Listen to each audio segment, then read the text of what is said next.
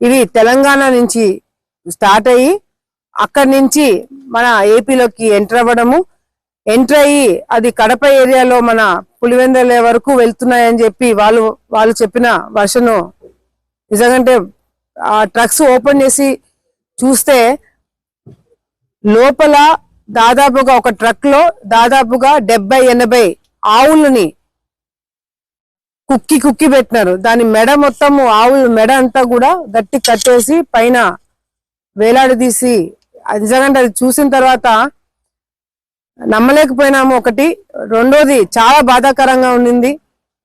ఇటువంటి దీనిని పర్మిషన్స్ ఏమైనా ఉన్నాయా, ఎవరు ఓనర్లు ఏంటని మేము కూడా గట్టిగా అడగడం జరిగింది.